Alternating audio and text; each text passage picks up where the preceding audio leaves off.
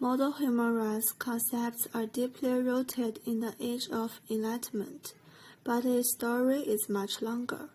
From ancient social customs to the practices of the revolutions in the United States and France, the idea of human rights has developed in the twists and turns.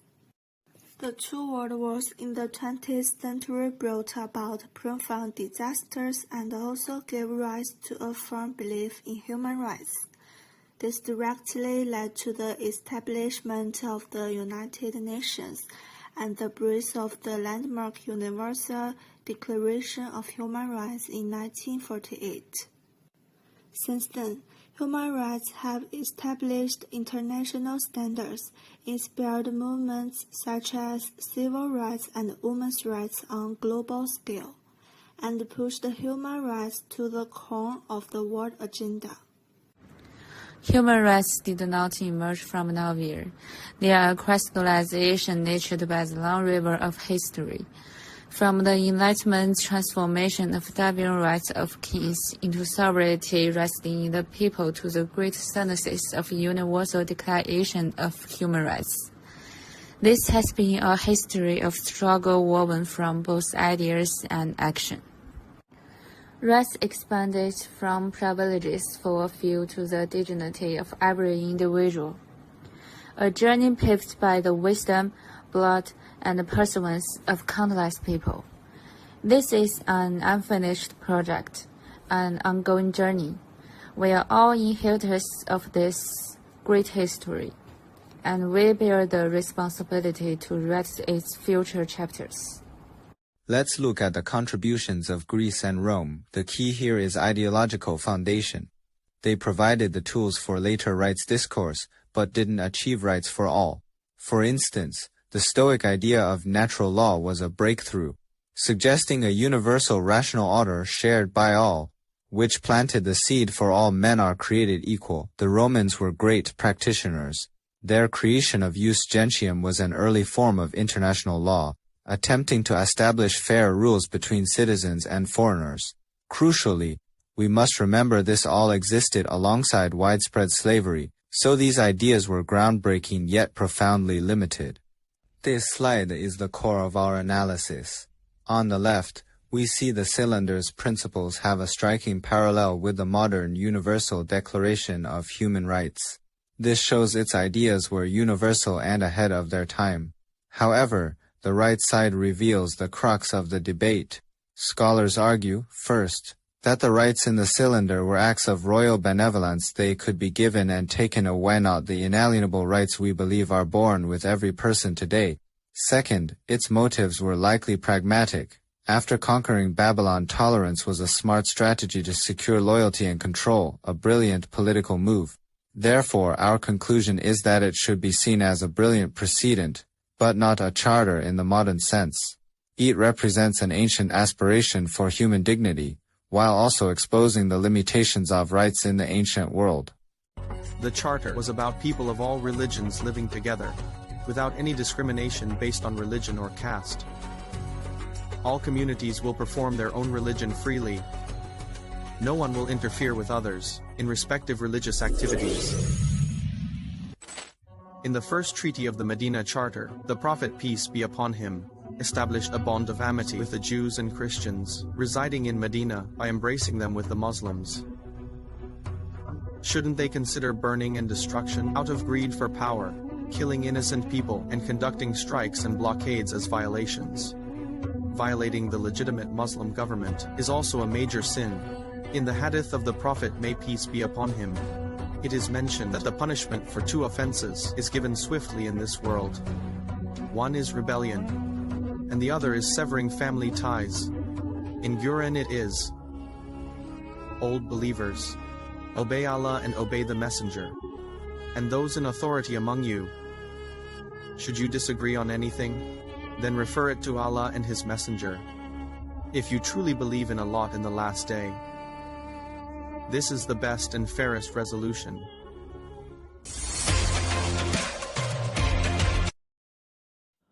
On June 15, 1215, England's Magna Carta was sealed at Runnymede, a compromise between King John and the barons angry over his arbitrary taxes and unlawful detentions.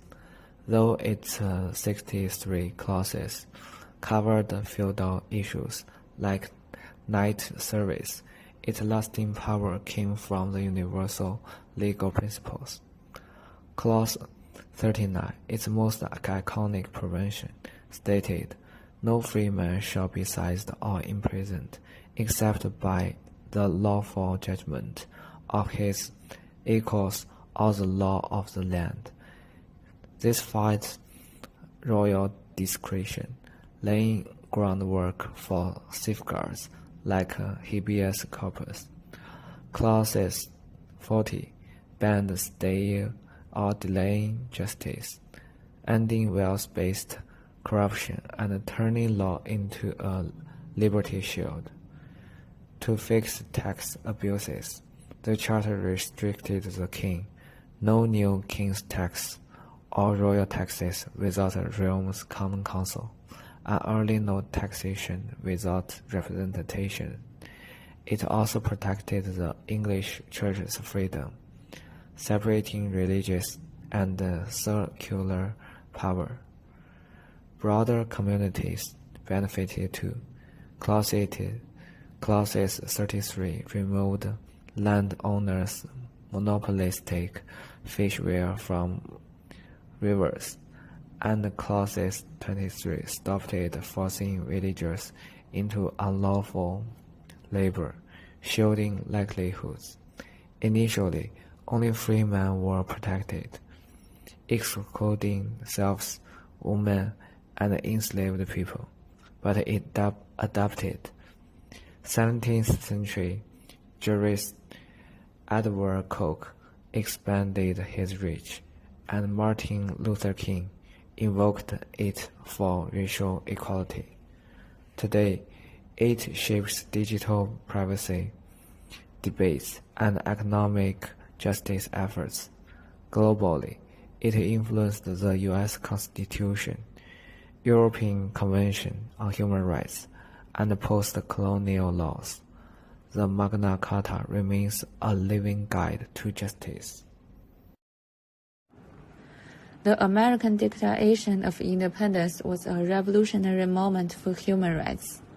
It proclaimed a radical new idea, that our rights to life, liberty, and the pursuit of happiness are not granted by a government, but are inherent and unalienable.